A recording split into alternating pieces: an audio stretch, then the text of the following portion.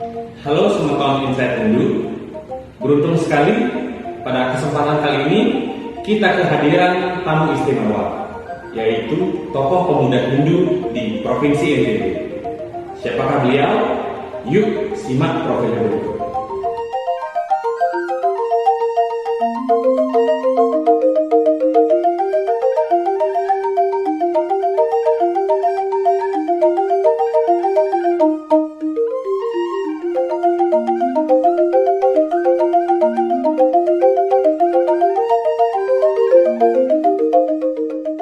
Langsung saja kita sambut Imade Brata SPD, Ketua Pradah Provinsi NTB.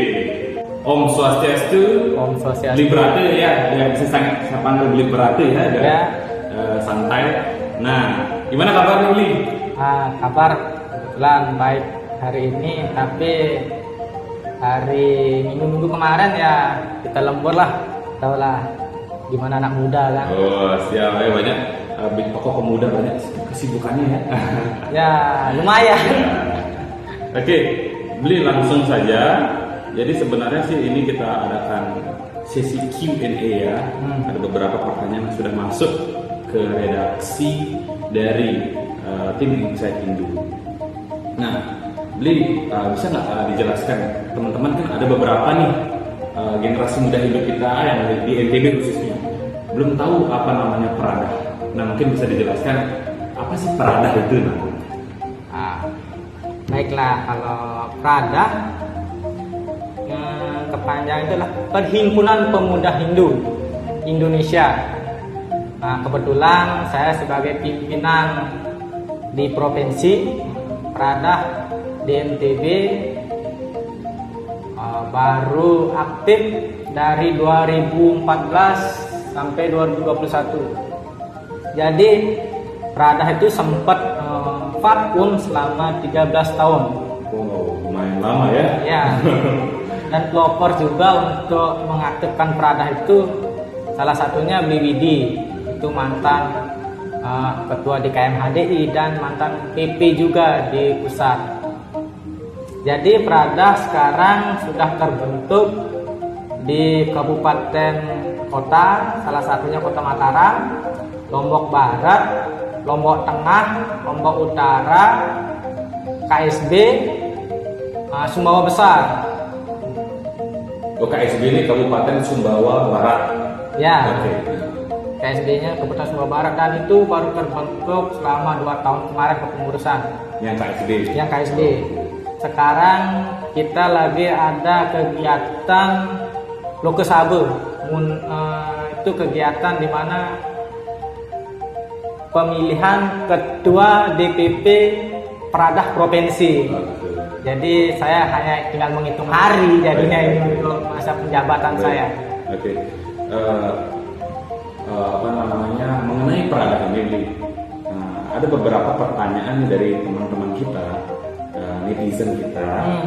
Mungkin ada beberapa pertanyaan yang akan saya bacakan. Yang pertama dari Prof Yogi mengatakan bahwa mengapa anak muda zaman sekarang ini masih banyak belum mengetahui filosofi ajaran agama. Mungkin dari sisi atau sudut pandang tokoh pemuda bagaimana nih mengenai pertanyaan ini? Kalau lihat di sudut pandang pemuda, kita dari kecil gitu kan, dari kecil itu sudah diajari tentang agama, terutama dari orang tua gitu kan.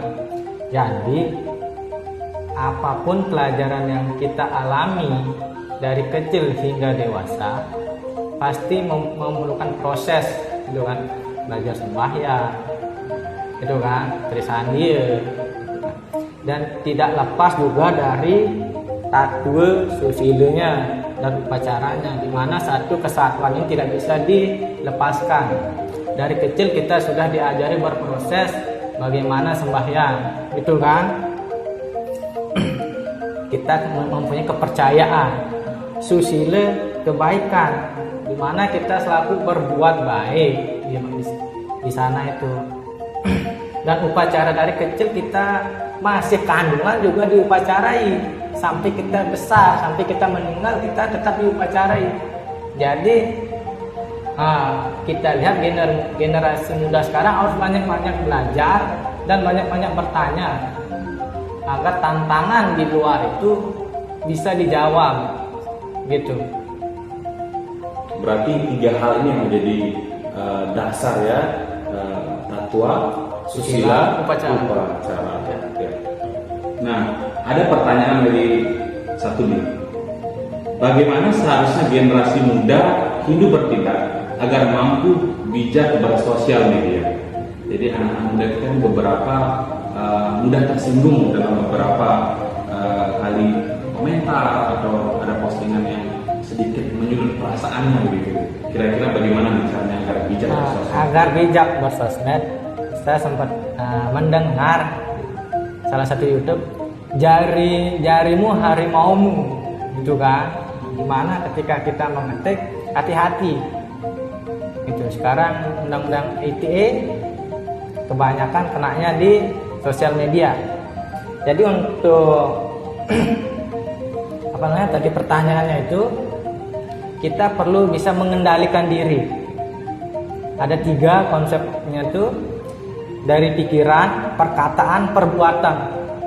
Jadi kita bisa memikirkan dulu apa sih yang membuat ketersinggungan itu dari media sosial itu. Kita bisa baca, kita bisa telaah dulu, baru kita bisa berucap di sana. Oh, ternyata gini-gini loh. Jadi saya harus berbuat begini. Baru kita bisa tuangkan ke dalam sosmed itu biar tidak menjadi ketersinggungan nanti ke yang lain gitu. Jadi kita lebih tepatnya itu berpikir dulu, mengendalikan diri kita bagaimana biar kita tidak terpancing lagi, tidak terpancing dalam artian dari kata-kata yang di sosmed kebanyakan yang provokasi.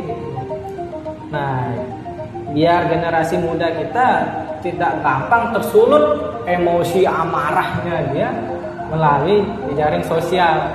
Karena kebanyakan sekarang orang-orang itu menulis keluh kesahnya di media sosial gitu kan. Curhat. Mungkin karena tidak ada teman mungkin ya. Nah, mungkin ini anak muda perlu untuk banyak-banyak mencari teman. Ini bisa gabung di Perahu juga ya, untuk mencari teman ya. Oke. Untuk mencari teman silakan. Kalau mau aktif berorganisasi juga kami terbuka di Perahu. Nah, lanjut kembali lagi tentang media sosial tadi itu.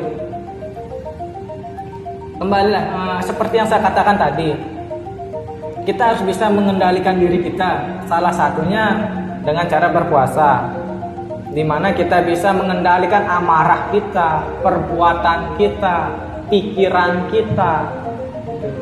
Berarti puasa ini yang dimaksudkan apakah tidak makan, tidak minum, apakah ada maksudnya puasa yang seperti apa? Puasa kalau dalam artian saya sekarang ini, puasa bagaimana kita mengontrol emosi kita, amarah kita. Dalam artian ketika kita, contohnya saja ketika kita puasa, ambil saja berpuasa tidak makan. Di sana kita menahan lapar. Jadi menahan lapar, bagaimana kita bisa mengontrol emosi kita dan bagaimana bisa mengontrol biar kita energi kita tidak cepat terkuras habis dari emosi, pikiran, perkataan kita gitu. Jadi dari sana kita bisa mempelajari untuk mengontrol diri. Berlatih. Ya, berlatih. Oke, kemudian bisa belajarkan dari yang pertama dari puasa, kemudian puasa, mengendalikan pikiran, perkataan, perbuatan. Sebenarnya banyak sekali konsep di Hindu untuk mengajarkan kita bagaimana kita itu menjadi orang yang baik, gitu. Menjadi seorang perbuatan kita yang baik. Karena kita banyak sekali dasar-dasar dan konsep-konsep Hindu untuk menuju Dharma Moksa itu. Contohnya yang tadi saya ucapkan, yang saya bilang tadi, tatwa, susila, upacara, mengendalikan pikiran, perkataan, perbuatan yang kita, itulah konsep-konsep kita yang ada di Hindu Jadi pemuda itu sekarang banyak-banyak baca lagi, banyak-banyak belajar. Dan satu, jangan takut untuk bertanya kepada orang tua. Soalnya kebanyakan sekarang orang-orang muda kita itu takut bertanya kepada orang tua, takut bertanya kepada teman.